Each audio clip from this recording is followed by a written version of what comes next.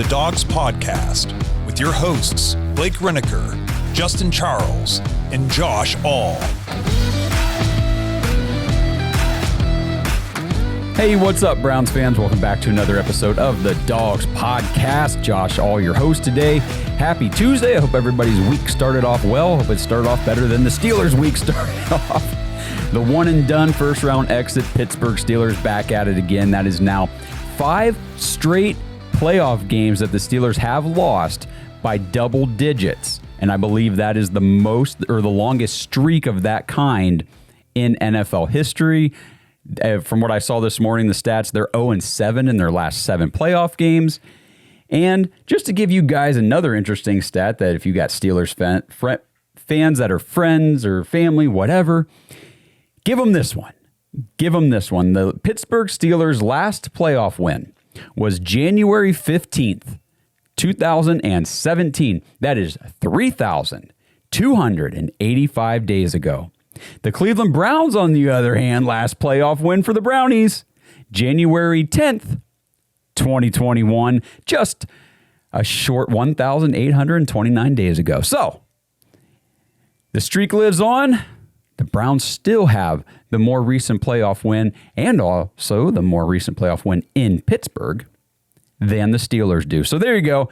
Gotta love it. Gotta shove it into Steelers fans' face because, hey, what's a rivalry for if we're not going to kick them while they're down? And people will be like, well, you're the Browns. We'll kick you when you're... We're always down. You can't kick us when we're down. We're always down. We're used to it. No, I'm just messing around. Actually, the Browns, the situation with the Browns, we got some voicemails to play here today. We're going to dive into that, you know, your thoughts and opinions. But there's a voicemail in here I'm going to play today where the outlook for the Browns' future, really, it's not all doom and gloom. I know we as Browns fans can tend to doom and gloom it, maybe a little more exaggerated than it needs to be. But at the same time, it's been decades and decades of suckage and losing and just this turmoil that we've experienced over and over again. So I get it. I fall victim to it. You guys know, you watch the show. I do it all the time. I boo-hoo, the Browns suck. But you know what? We do have positive things to talk about. I'm going to update you guys on the head coaching situation right now. All the candidates, all the interviews, everything, all the news, updates, everything that's going on with the head coaching search for the Browns, and then dive into your voicemails and all that stuff. There's a couple candidates that I'm really excited about, to be honest with you guys. I'm going to get into those two a little deeper when we get to that point. You guys let me know, as always, in the comments what you think as we go along. I'll just tell you now, we're planning to try to do some sort of live show on YouTube. You know, we used to do the post-game reaction shows live every Sunday night after the game.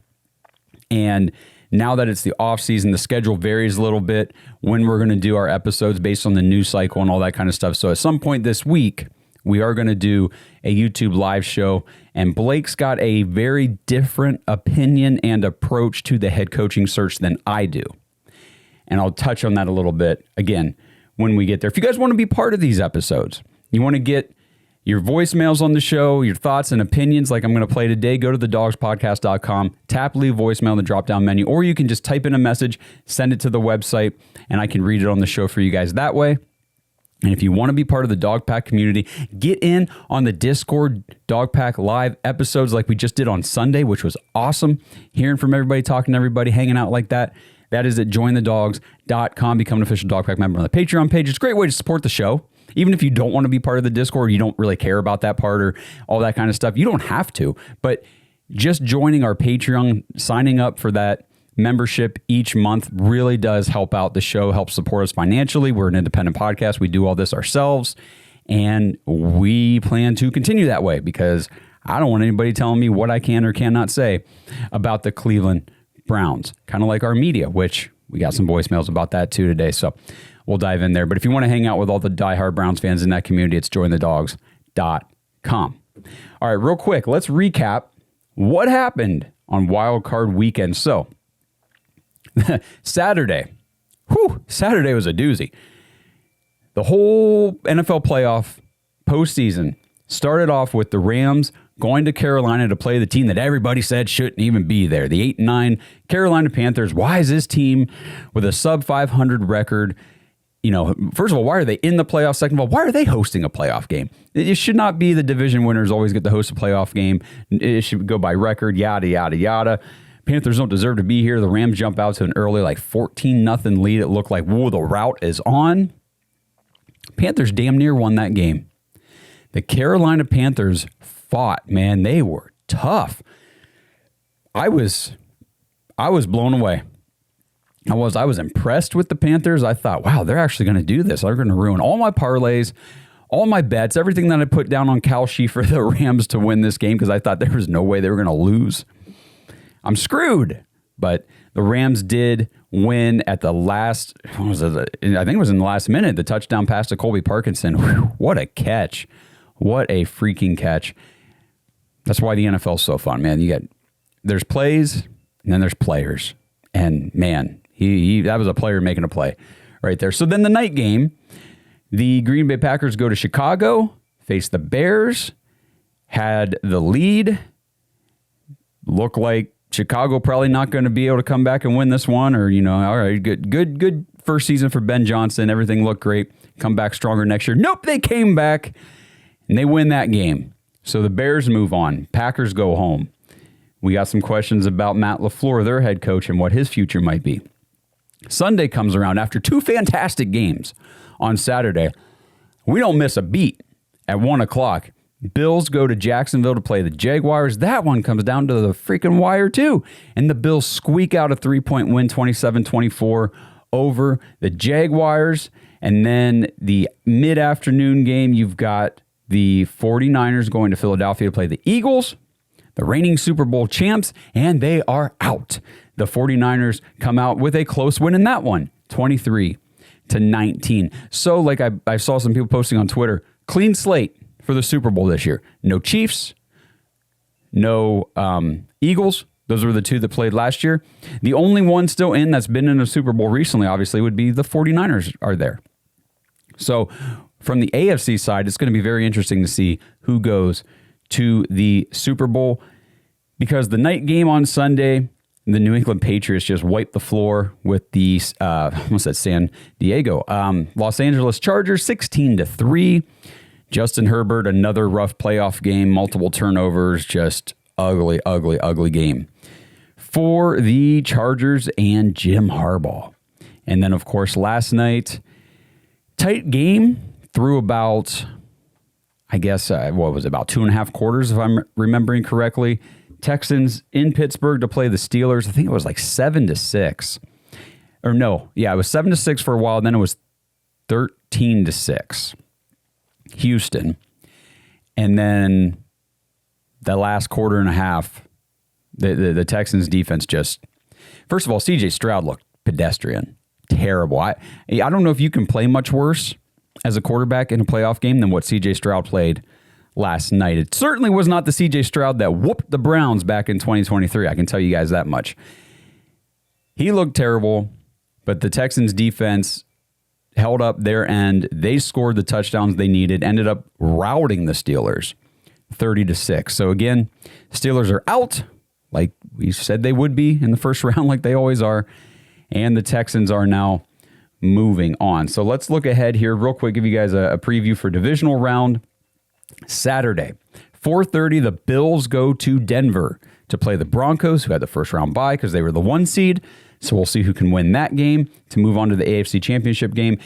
And then Saturday night, 8 o'clock p.m., the 49ers up to Seattle, division rival, to play the Seahawks. That's going to be a fun game. That'll be a good one for sure. Sunday, 3 o'clock, Houston goes to New England to play the Patriots.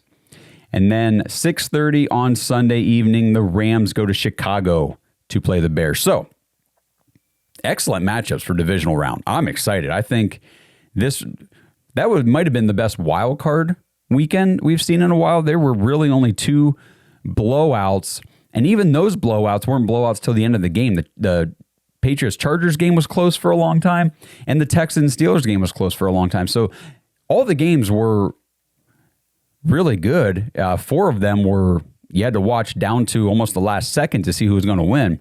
Very tight games. So the divisional round, I am really excited for.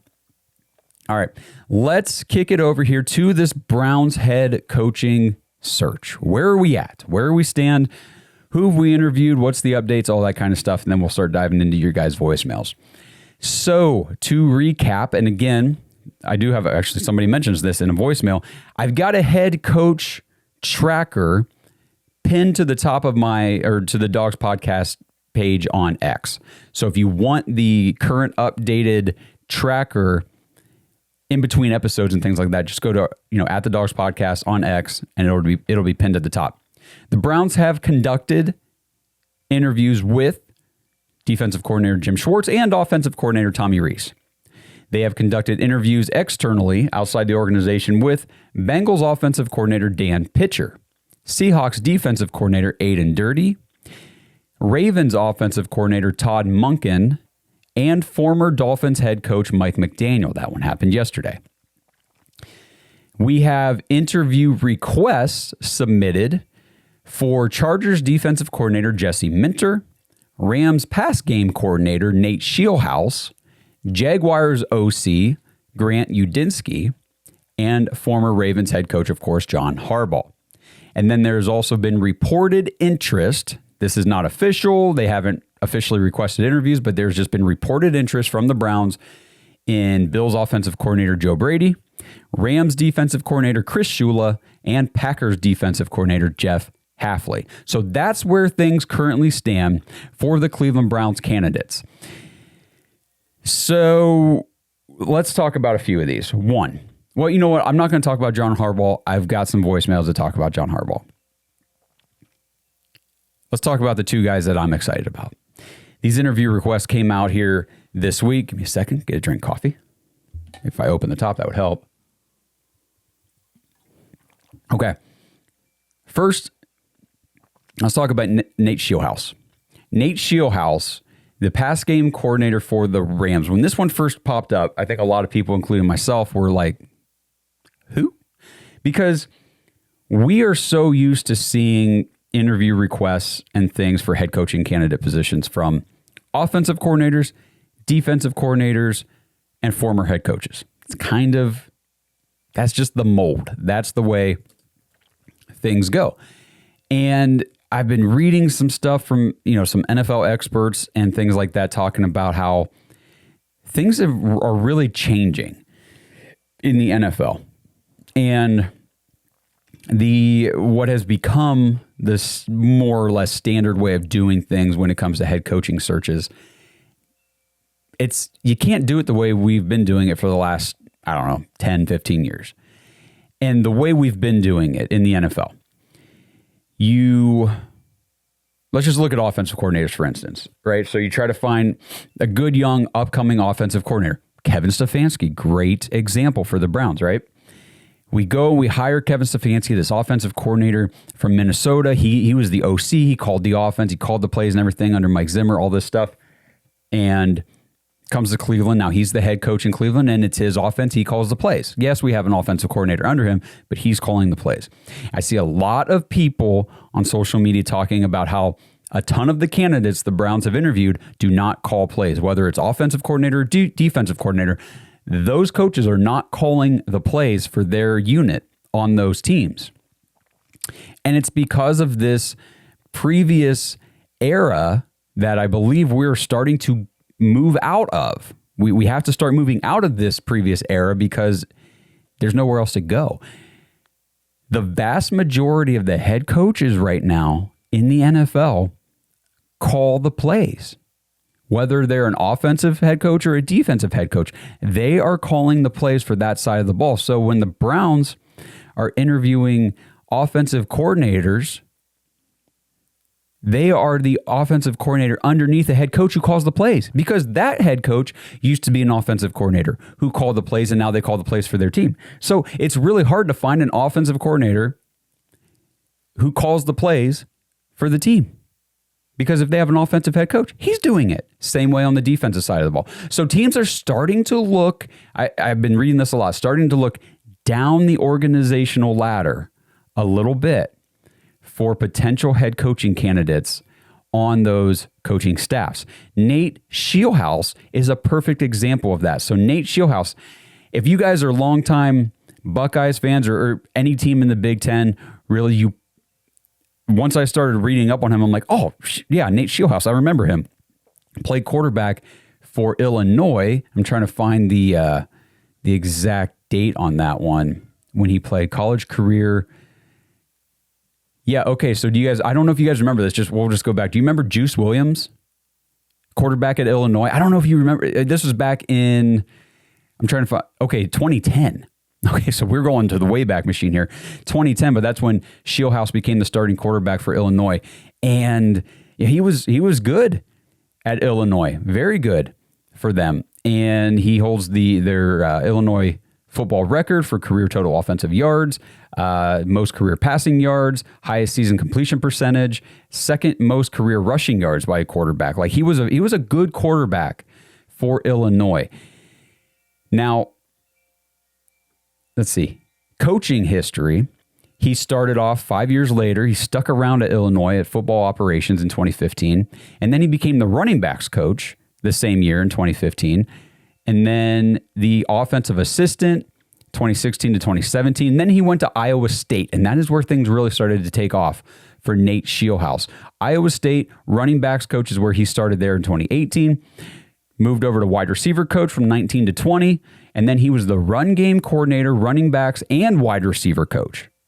So his responsibilities and duties expanded significantly from 2021 to 2022. Running game coordinator, running backs, and wide receiver coach. Iowa State in 2023, they moved him to the offensive coordinator and the quarterbacks coach. So he progressed quickly through the ranks at Iowa State. And I'm not going to go into too much history specifics on him, just because if he doesn't end up getting hired, it's all a moot point for this coaching cycle with the Browns. But if he gets hired, then I will do some very extensive episodes and things about Nate Scheelhaase. The general long story short, I guess, is when the authority figures, people in charge at Iowa State, sat down in a room with Nate Scheelhaase, they essentially looked at each other and said, damn, this kid's got it. And they were grooming him to be their heir apparent to Campbell. What was his name? Shoot. I just lost it. Matt Campbell? Matt Campbell, the head coach at Iowa State. And they had, at the time, was getting interviews. If you remember that cycle too, is get interviews with the NFL teams and stuff like that to potentially be a head coach in the NFL. And Nate Scheelhaase was their plan at head coach, even at that young age. He's only 35, something like that. He's young guy. And back then, they were saying, this is the next guy we want to coach our team. Now, Matt Campbell was still there, and the Rams said, nope, we want this guy in our organization. So they hired Nate Scheelhaase as their offensive assistant and passing game specialist last year in 2024. And then this previous season, 2025, he got promoted to their full-on passing game coordinator. Sean McVay gushes over this guy. They heap so much praise on Nate Scheelhaase. They say essentially what he's so good at doing is going out and seeing all the innovative things that all the other teams in the NFL are doing and finding ways to incorporate bits and pieces from everything into what the Rams do. And if you guys have been following along with the NFL, the Rams had the number one passing offense in the NFL this year. And a lot of that credit goes to Nate Scheelhaase. And again, you got a guy from that Sean McVay tree, highly touted, highly praised. And another thing, and this is why Iowa State was so hell-bent on keeping him around their organization, their program, to be the head coach eventually for them, is because I was reading about him, they said he knows how to put a staff together. He will know how to put people together strategically, like putting pieces in a puzzle together that fit just right. And they said that is a skill that you either have or you don't. And that's why he was getting head coaching looks already way back then. So Nate Scheelhaase, a guy, again, I'll go into more detail about him if we end up hiring him. But I'm very interested. I'm very interested in Nate Scheelhaase. The other guy that I'm just very interested in, and I got to tell you guys, he's probably number one on my list. This episode is sponsored by Kalshi. Browns fans, are you ready to put your money where your predictions are? With Kalshi, America's #1 regulated prediction market, you can legally trade on events that actually matter to you. And the best part is you don't need to predict specific stat lines and compile a 7-leg parlay to win big. With Kalshi, the objective is either yes or no. Will Miami beat Ole Miss? Will Indiana take down Oregon? Which team will win the Super Bowl? And who will be the first pick in the NFL draft? You can put your money on these predictions and more with Kalshi. If you want to try it out, Kalshi is giving $20 to anyone who signs up at kalshi.com/dogs. That's KALSHI.com/dogs, DAWGS, and trade $100. Get away from those disadvantageous sports books and dive into real-world outcomes with real-time odds and real payouts. Head over to kalshi.com/dogs or click the link in the description to get $20 when you trade $100 with Kalshi. That's Kalshi, because why shouldn't you get paid for being right? Since 1989, Mount Hope Fence has set the standard in outdoor living. From decks and railings to fences and patios, we've got you covered. Our lineup features top brands like TimberTech, AlumaGuard, Preferred Railing, and Unilock, along with our own premium Duralux vinyl products. For over 30 years, we've partnered with contractors ensuring reliable job site delivery. Discover quality and excellence in all things outdoors with Mount Hope Fence.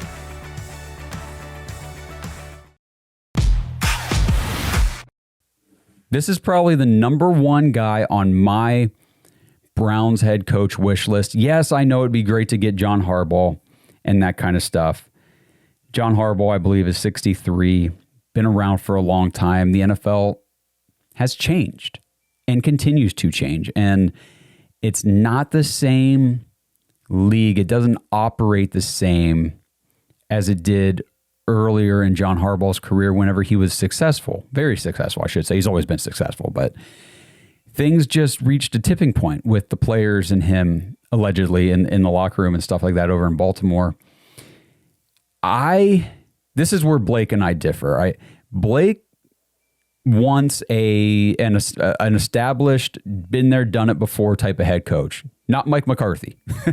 Absolutely does not like the idea of a guy like Mike McCarthy, but definitely #1 on his list would be John Harbaugh. He likes Mike McDaniel, that type of coach who's been a head coach in the league before and that kind of stuff. Just so you guys understand why I would say Grant Udinski is on the #1 spot on my list is because my mindset is more, let's take a risk here. I do tend to take a little bit more risk with decisions and things. And that's just my personality. And I see unproven, coordinator guy with upside. What's his ceiling? What could he do as an NFL head coach? We don't know. We don't know because he's never been one before.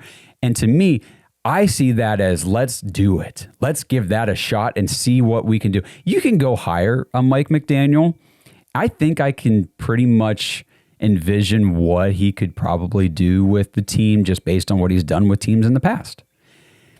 Now, that's not to say he can't grow and do better in Cleveland than he did in Miami, but we've seen it. We've seen it, and it was okay. It's kind of my takeaway. He's had some very good offenses in Miami, overall team structure and things, and I don't want to ruin what a couple people say in some voicemails because there's some really good points we'll get to. But a guy like Grant Udinski to me is, what could this guy be? And we're going to talk about it here. So he started off his coaching career at Baylor as a graduate assistant, went to the Carolina Panthers in the NFL, coaching assistant. That was in 2020, 2021. Gets hired on the Minnesota Vikings staff in 2022 under Kevin O'Connell as the assistant to the head coach. So he was a Dwight Schrute for Kevin O'Connell, assistant to the head coach and special projects. That was his role when he first got hired in Minnesota. The following season, promoted to assistant quarterbacks coach. The following season, promoted to assistant offensive coordinator and assistant quarterbacks coach. The following season, 2025, hired on as the full-time offensive coordinator for the Jacksonville Jaguars. This guy has been highly praised by Kevin O'Connell, by Liam Cohen, the head coach now in Jacksonville. Grant Udinski just got praise heaped on him by Trevor Lawrence after the loss to the Bills on Sunday. You think about some of the quarterback turnarounds that we have seen over these time periods. Everything that you saw in Minnesota, the Sam Darnold season, the resurgence of his career. The year before that, where I forget all, it was like Josh Dobbs and Nick Mullins and these guys who really have no business playing quarterback at a high level for any stretch of time in the NFL. We're doing it. They were doing it. The next year, like I said, was Sam Darnold. Then this year, Udinski goes to Jacksonville. And who has a total career turnaround? Looked like Trevor Lawrence was going to be one of these number 1 overall picks that never lived up to the hype. Trevor Lawrence has the best season of his freaking career. And it's no coincidence that it comes as soon as Grant Udinski gets to the organization. Looking at Minnesota, who fell off this year? What position fell off for the Minnesota Vikings? That quarterback position was terrible. Now, is that all J.J. McCarthy? Does he just suck that bad? Or did it have in part to do with Grant Udinski's departure from the organization? And I have the reason I say that is because I've read some articles from Minnesota beat writers and things like that questioning how much of Kevin O'Connell's quarterback whispering was actually Grant Udinski quarterback whispering alongside him. I really like Grant Udinski, and some of the remarks from Trevor Lawrence, and again, I will do a full extensive history and breakdown so you guys know everything about Grant Udinski if he ends up being the coach for the Browns. But something that Trevor Lawrence said is that he's never had a coach more detail-oriented than Grant Udinski.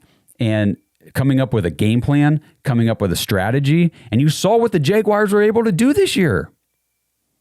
Well, they were, what were they, 12-4, 12-5, 13, I forget what the record was, but they were awesome. They were vying for the number 1 seed in the AFC at one point. Damn near beat the Bills. They had a phenomenal season. And yes, Liam Cohen deserves a lot of credit for that as the head coach, but I just can't get off of this Grant Udinski guy. I think that he's got it. I think that he's got it. And the way I'm looking at a guy like Grant Udinski, and he just turned 30 years old, I believe, today or yesterday. No, it was yesterday. So just turned 30 yesterday. Young guy. If he were hired as a head coach in this cycle, he would become the youngest head coach in NFL history. Just turned 30 years old. You know who that title belongs to right now? A little youngster, 30-year-old that a team just took a swing on back in 2017, a guy by the name of Sean McVay with the Los Angeles Rams. They took a swing on a 30-year-old offensive-minded guy. Turned out to be a pretty good move. I'm not saying that Grant Udinski is going to be Sean McVay, but I'm also saying Mike McDaniel is not Sean McVay. Of those two, if those are your two candidates that you're debating between, take the guy with the unknown ceiling, in my opinion. Take the guy that has been highly touted under a couple different coaching staffs now, rose quickly through the ranks in Minnesota. They saw the potential there. I love Kevin O'Connell. You guys know that. He's one of my top coaches in the league. I love Kevin O'Connell. If Kevin O'Connell looks at a guy like Grant Udinski and says, oh yeah, I like him. I'm moving him up in my organization. I'm giving him more responsibilities, all this stuff. I think it's worth the swing. I'm big on Grant Udinski, as you guys can obviously tell. I told you he's number 1 on my list.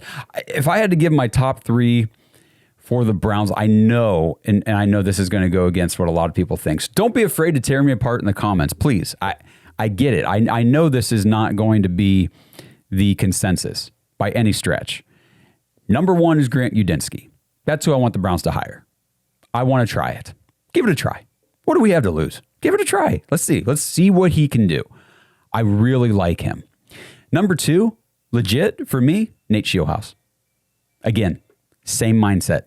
Get that young, unproven guy who's, again, If you think that Udinski or Scheelhaase is going to get a head coaching job in the next coaching cycle after the 2026 season, just hire him now. Just hire him now. What good does it do you to hire Mike McDaniel, a retread head coach, let's just call it what it is, now, and then say the Browns, they have a so-so 2026 season, and it's one of those situations where the next draft cycle, obviously we're like, well, we can't just fire him after 1 year. We got to continue to see how this can roll into year 2 with Mike McDaniel. The hot names on the market are going to be Nate Scheelhaase and Grant Udinski, and they're going to get hired by other organizations, and they're going to, boom, take their team to the playoff that first year. That's going to happen. It's what's going to happen because we decided we're not ready for that young guy right now. Let's just take a safer option with a guy who's been a head coach before, and then we'll middle around until we have to fire him and hope that a Grant Udinski or a Nate Scheelhaase is on the market the next time we do this crap. That's where I'm at. I think that's just what I think. I'm in on Udinski and Scheelhaase. And then if I had to give like my third option, obviously I need John Harbaugh in my list. I think it's still if you can get him, I still think it's a good way to, I'm not saying he's going to take us to the promised land. He's an older coach. He probably doesn't have a ton of time left as far as his coaching career is concerned. But to get the organization turned around to a point where a young guy could come in 5, 6, 7 years and take over, if Harbaugh were to retire or something, I think he could get us in a good position for that next wave of coaching. But I'm more interested in the next wave of coaching now. Give me the young, innovative, offensive, brilliant minds, and let's see what can happen. Because if you guys remember, that was Kevin Stefanski. Young, offensive mind, comes in here, first season, playoffs. First season, playoffs. The downfall for Kevin Stefanski was poor in-game management, questionable decision-making at times with the play calls in, fourth and short situations and things like that, and his inability to adapt over time. As the NFL defenses caught on to what he liked to do, what his tendencies were, what his play calls were, all this kind of stuff, he didn't change it up. He didn't grow and evolve along with that. There were no new wrinkles. There was nothing. The game planning wasn't there. So that's why you saw we started off great, and then it just kind of settled down and plateaued where it ended, and that kind of thing. But that's, in my opinion, what you have to try to shoot for. I'm not saying you want to get Kevin Stefanski because you just fired. I'm saying you want that type of opportunity again where you can get that young guy. But this time, I'm hoping the young guy they hire, the young offensive mind, continues to adapt and evolve his scheme, his offense, and his game planning over the course of his career, not just stay stuck in his ways. I feel like Kevin was just too stubborn. And I don't mean this in a bad way, but just too egotistical for, any sort of prolonged success in the NFL. It's why I question how he'll be able to fare in his next job. But we'll see, because he'll get hired somewhere this year, and we'll get to see right off the bat. But Grant Udinski, Nate Scheelhaase, sign me up. Let's do this. I am all on board with that type of thing. Let me know what you guys think in the comments. Am I crazy? Are we done trying the up-and-coming, young, offensive-minded, genius type thing, or what? So let me know what you guys think. Let's take a quick break, and we'll be back hitting up your voicemails. This episode is sponsored by ISSA. Browns fans, if you're into health and fitness, have you ever wondered how you could maybe turn those hobbies and your passion into an actual career? If that sounds interesting to you, then ISSA has the opportunity you've been looking for. ISSA is the International Sports Science Association, and they can help you become a certified personal trainer in as little as 3 months. And right now you can get $100 off your certification when you sign up through our link, joinissa.com/Dawgs, DAWGS. Now, certifications are 100% online, self-study, and self-paced. You can study anywhere from your phone, tablet, or computer. And the final exam is open note, open book, aka piece of cake. Except you fitness nuts probably don't eat a ton of cake, so let's just call it a piece of delicious protein bar. And ISSA has the #1 job guarantee in the industry. If you get certified and sign up to be a certified trainer with ISSA, you have a job guarantee or your money back. ISSA has over 10,000 gym partners that have over 73,000 open jobs for trainers right now. And you don't need a 4-year degree or a 2-year degree. You just need your certification to qualify for these jobs. So what are you waiting for? With certification this simple, there's no excuse not to pursue your passion and become a certified personal trainer today. Get $100 off your certification at joinissa.com/Dawgs. You've wanted to make a change long enough. Now it's time to do something about it. That's joinissa.com/Dawgs for $100 off your personal trainer certification. All right, welcome back. First voicemail on the docket today. Aiden, you made it, buddy. You made it on the show. Let's hear what Aiden has to say. Hey guys, this is Aiden from Indiana, and this is my first time sending in a voicemail to the Dawgs podcast. I've been listening for a while. Obviously, being a huge Browns fan, I feel like you kind of get either one side of the spectrum with the Browns. It's either like, oh, we're a dog shit franchise who's never going to win, which seems to be factual the past 20 years. But a lot of people also say that it looks like we don't have any room for success in the future, and I think that that's completely false. I think that this team is set up for success as it sits right now. Of course, we're going to get a new head coach, and I think that whatever coach we get is going to be better than Stefanski. I was not a huge Stefanski fan. Of course, you look at the stats. Overall, he was a loser. Like I feel like a lot of people see the 2-time coach of the year. He brought stability to the franchise, and of course, he was instrumental in the playoff run that we had, but at the same time, he was a loser. And I think that these past few years have been evident of that, and it was time for a coaching change. But with the amount of draft picks we have this year, and whenever Deshaun Watson gets off the books, I think that this team is definitely set up for success in the future, and I can't wait to see it. I hope this episode goes well. I hope that I can hear myself in the next episode. So have a good night, guys.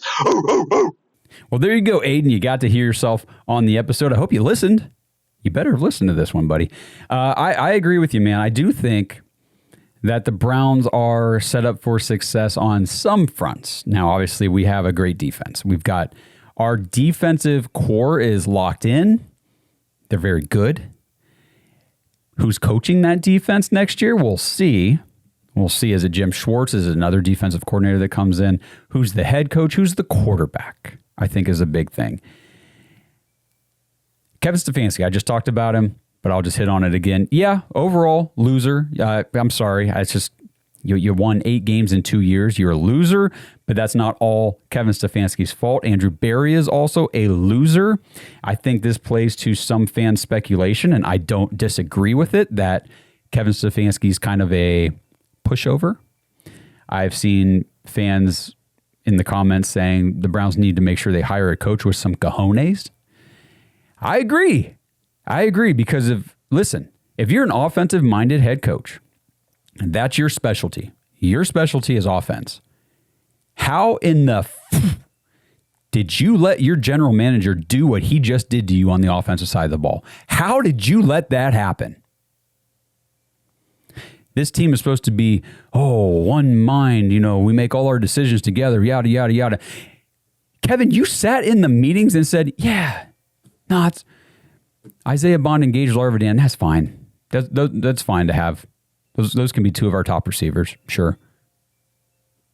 What? Oh, yeah, the only 2 quarterbacks I want on my roster are rookies, late-round rookies. What? Give me somebody in here who's got a little bit of bark and bite to him. And I'm not saying you got to butt heads with AB. I'm saying you got to hold that dude in check.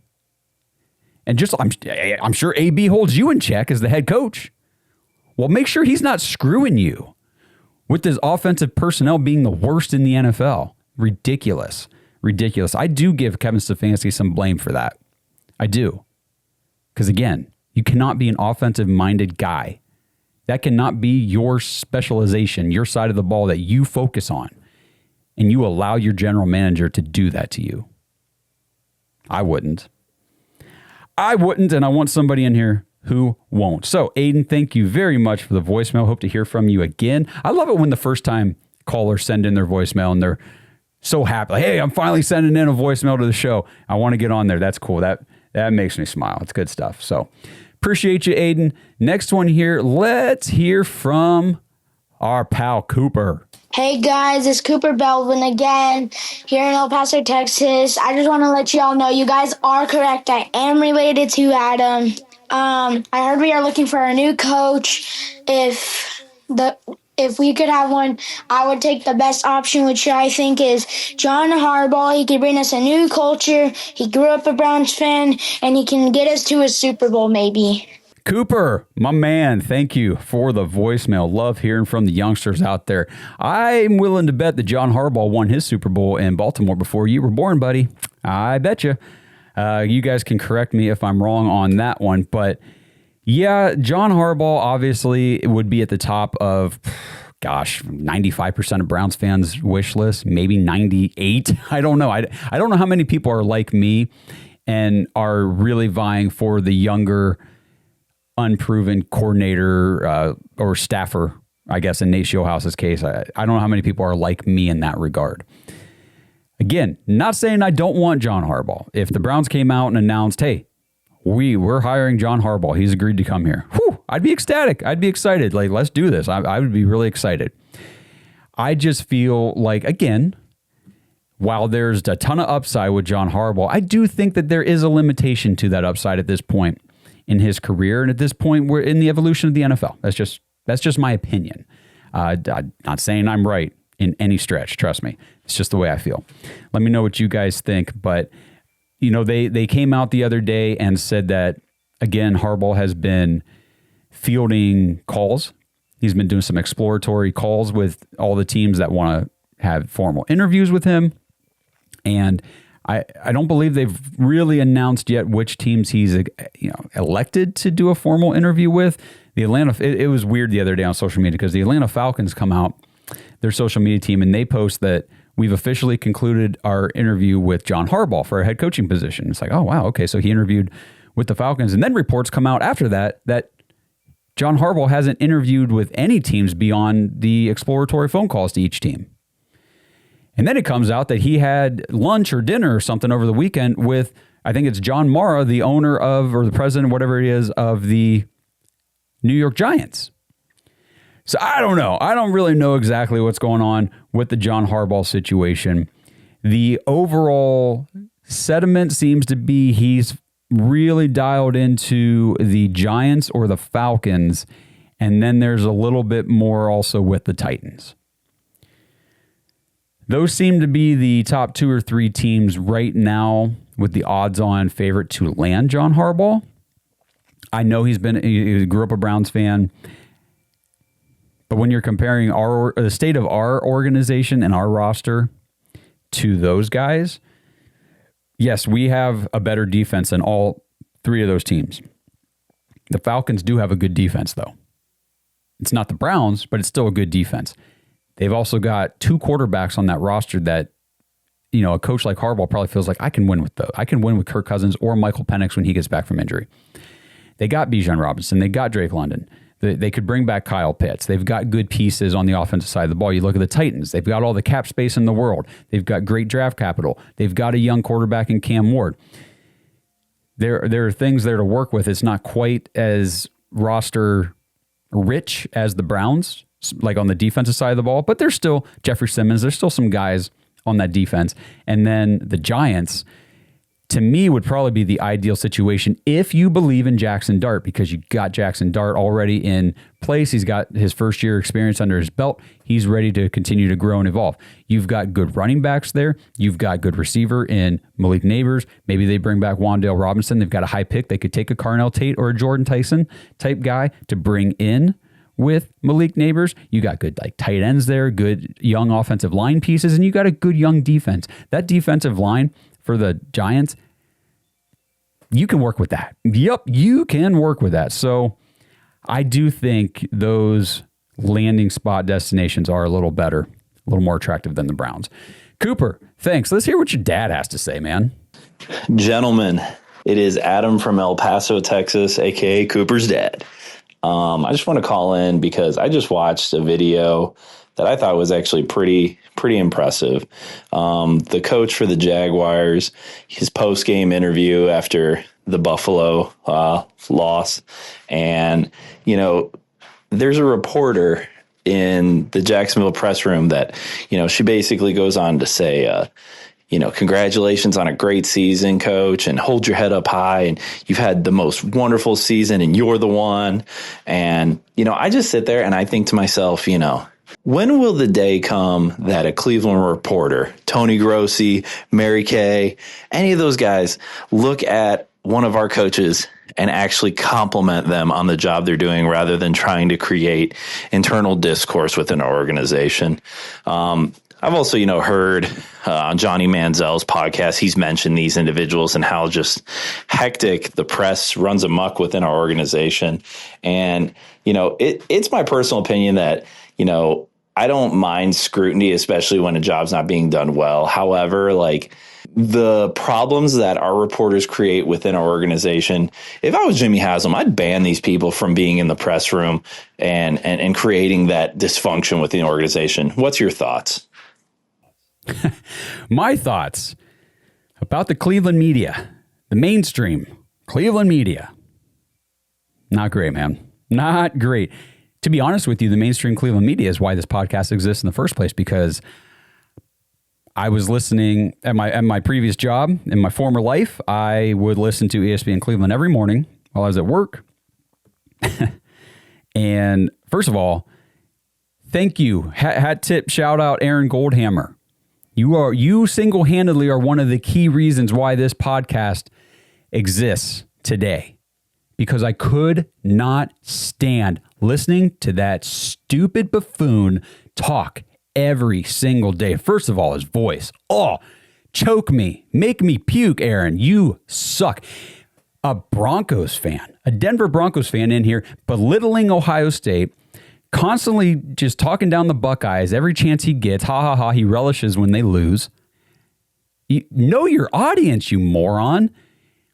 He has no reason to be here. There's no reason for Aaron Goldhammer to be one of the top voices on ESPN Cleveland. It's not like he's just a lower rung guy that gets on there, you know, from time to time, or he's got a non-primetime show spot. He's one of the main people on that freaking network. So I was done. I was done listening to him, done listening to Tony Grossi. We got blocked on Twitter by Tony Grossi a long time ago because of how much crap we talked about Tony Grossi. So we called him out a bunch. He couldn't take it. He blocked us. I, at this moment, won't share the specific details, but I did get into it with another Cleveland media member maybe like 2 weeks ago or so on Twitter in a DM back and forth where this person was, well, let's just say not very nice to our podcast about something that we reported on, them saying, which was interesting because they were accusing us of making up what they said. And then I shot back the quote and said, but you said this. This is actually what you said. I watched the video clip. This is what you said.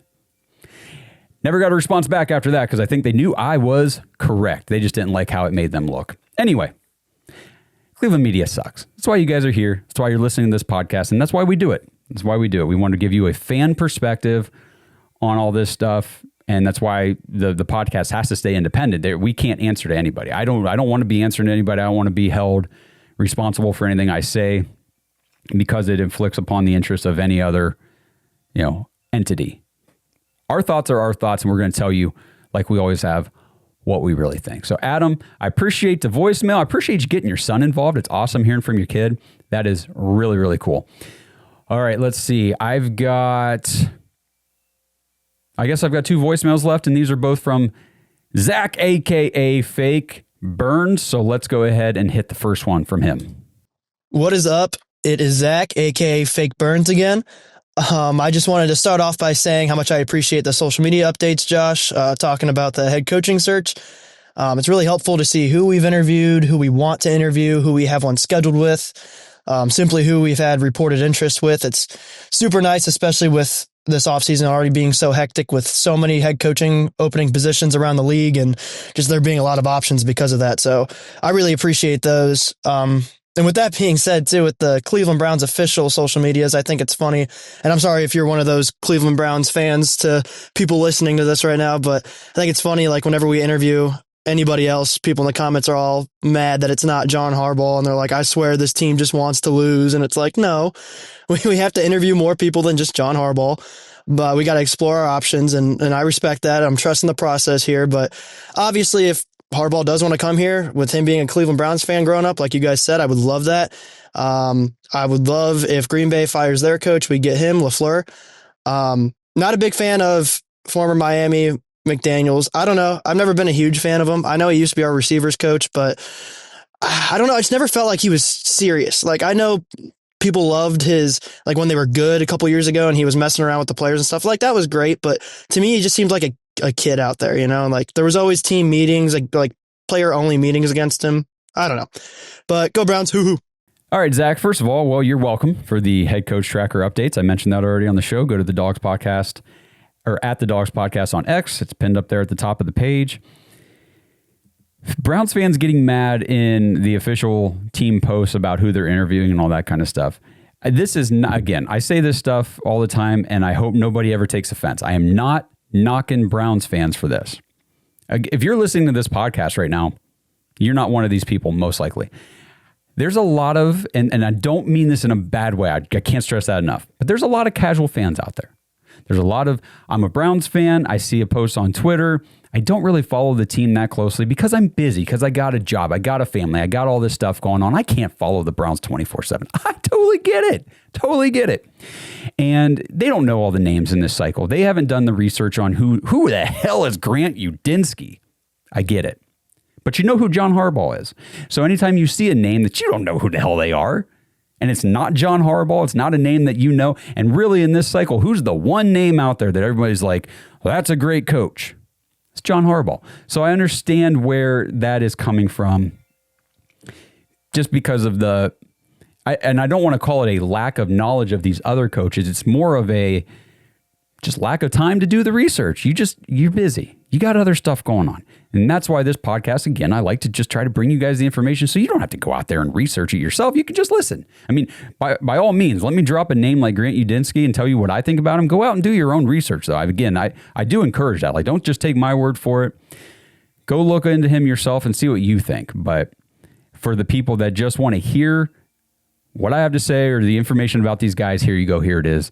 I'm happy to provide it. Now, you mentioned one thing there, Zach, about Matt LaFleur potentially getting fired by the Green Bay Packers, and I'm seeing a lot of that.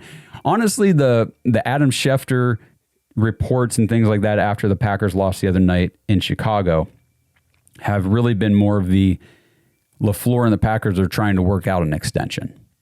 Because he's on the last year, going into the last year of his deal, of his contract, and they're trying to work out an extension to keep him in-house, for the foreseeable future, which, again, that doesn't mean anything as far as his long-term future, because, again, Kevin Stefanski got an extension before the 2024 season. He's fired now. We have no idea what that extension ever was. We never got details on it, whatever, but that's just the way it is. So it doesn't really mean that he's going to be locked in forever. But LaFleur, I was looking it up the other day, his record without Aaron Rodgers in Green Bay, something like 29-21-1. It's not great. It's not great. And just hasn't been able to get it done in the playoffs. That's the kind of coach that I don't know if I want to retread that. Again, I'm not saying the Browns are some superior team that can just turn their nose up at some of these more accomplished head coaches, but I feel like there might be a cap. Like there might be a limitation to what Matt LaFleur can actually get out of a roster. I don't know. If you follow Packers fans online or go read anything they say, they're just not a big fan of him.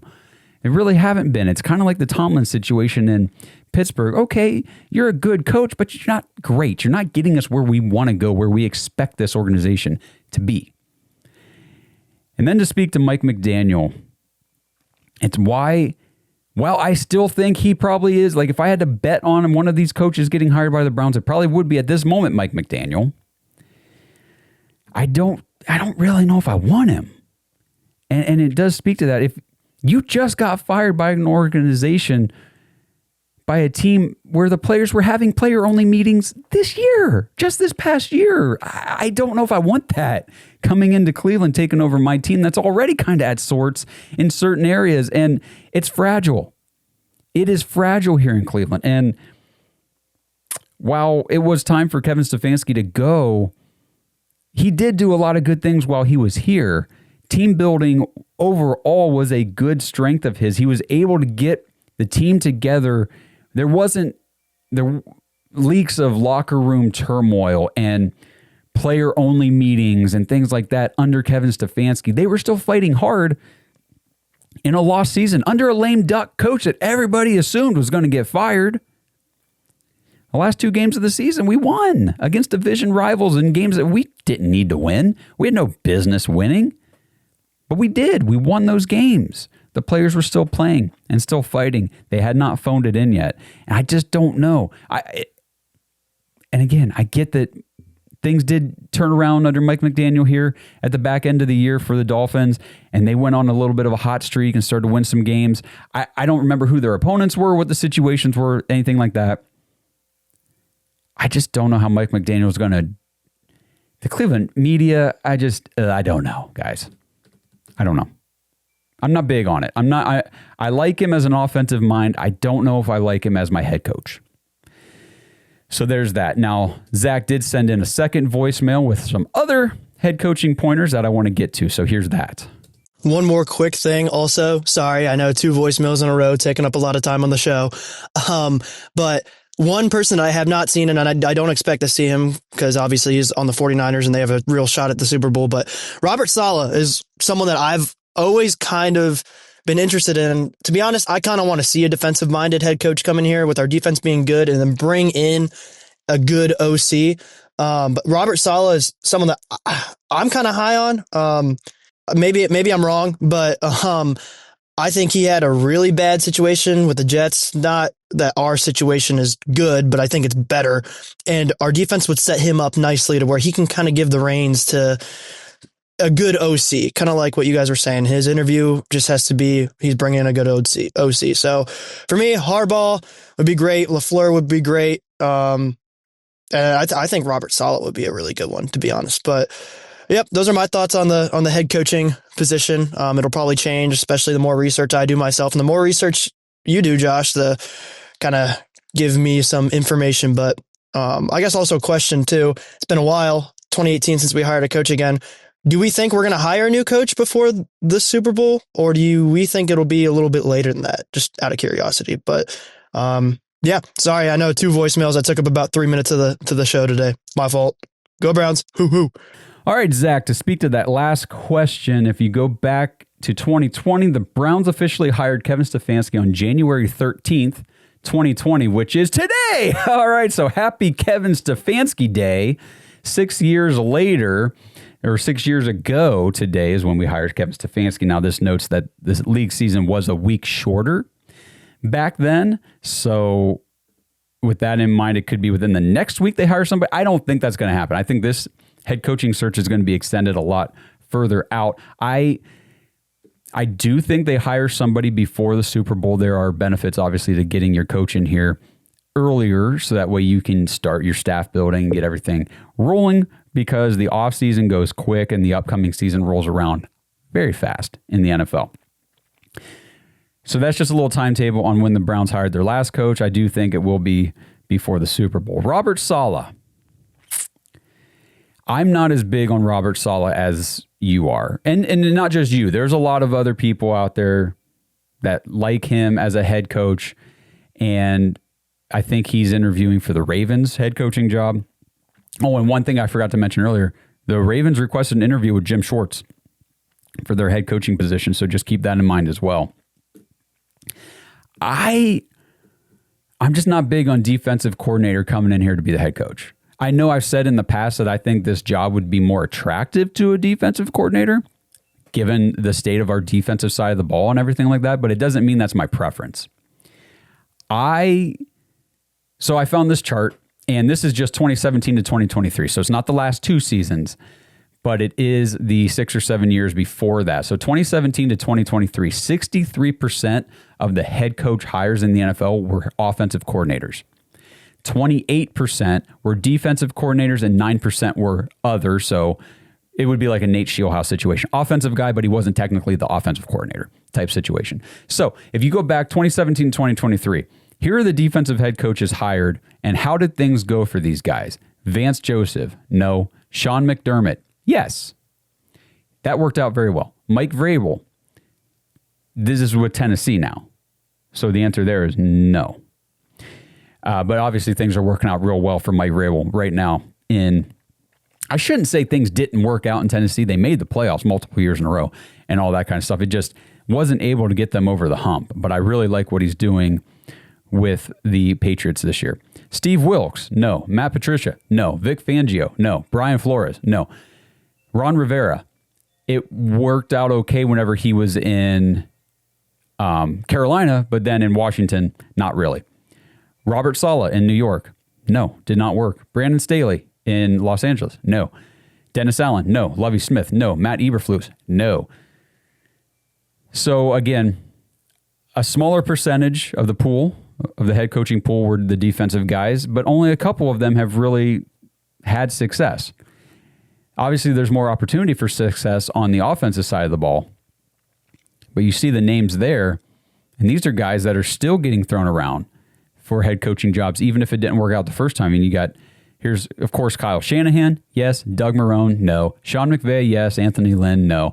Frank Reich, yes, for a little bit, but then no. John Gruden, no. Matt Nagy, no. Pat Shurmur, no. Cliff Kingsbury, didn't work the first time, worked out really well as an OC in Washington. Now he's up for head coaching jobs again in this cycle. Zach Taylor, somehow the only head coach left standing after this year in the AFC North, assuming something happens here with Mike Tomlin. Zach Taylor, really? Cincinnati? I know Cincinnati fans are not happy about that. Adam Gase, no. Matt LaFleur, yes. Freddie Kitchens, no. Bruce Arians. Bruce Arians is a good coach. Kevin Stefanski, yes. Mike McCarthy, meh. Matt Rule, no.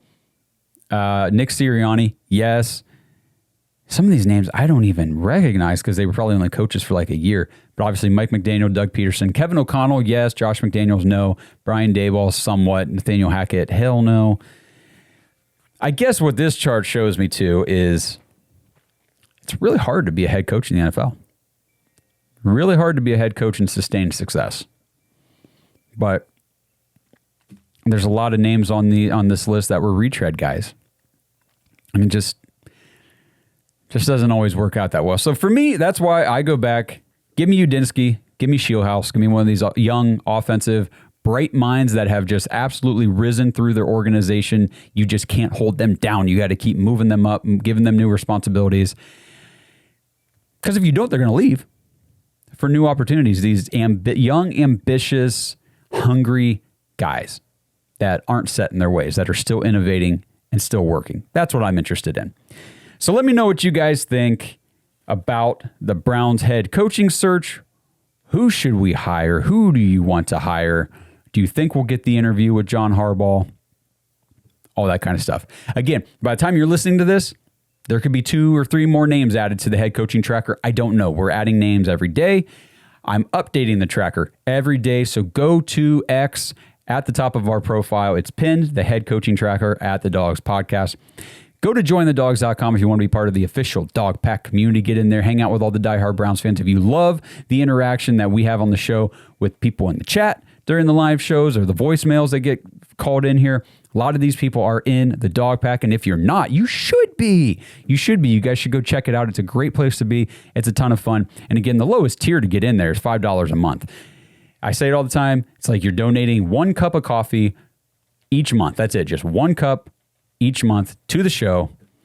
but collectively, you guys keep this thing running and growing to what it continues to be. I just never would have imagined we'd grow into what we have become as a community, as a podcast, as a platform, and it's all thanks to you guys. We appreciate everybody's support so much. So thank you guys. Hope you are having a great week. We'll be back with another episode at some point later this week. Like I said, not sure when we're going to do our live show on YouTube with Blake, and hopefully Justin can get in there as well, but we will let you guys know. And until I see you guys in the next episode, let's go Browns. Keep interviewing coaches, expand your search, find the right guy, and let's kick off the 2026 season the right way with some optimism, and let's get out of this losing funk that we've been in these last 2 seasons under Kevin Stefanski. It's time for a new era of Cleveland Browns football, and we're going to be here to detail it all with you guys. Appreciate you. Love you. Have a great week. Let's go Browns. Thanks for listening to another episode of the Dawgs Podcast. Make sure you subscribe on YouTube and follow us on Twitter at the Dawgs Podcast. Get your thoughts on the show at thedawgspodcast.com.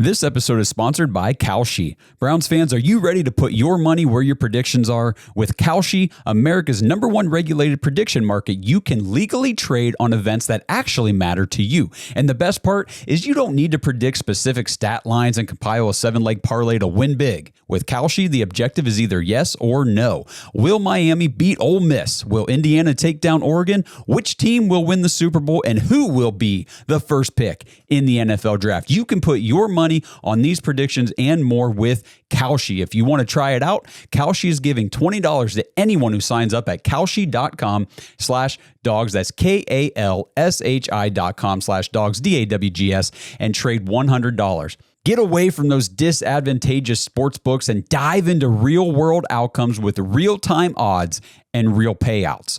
Head over to kalshi.com/dogs or click the link in the description to get $20 when you trade $100 with Kalshi. That's Kalshi, because why shouldn't you get paid for being right?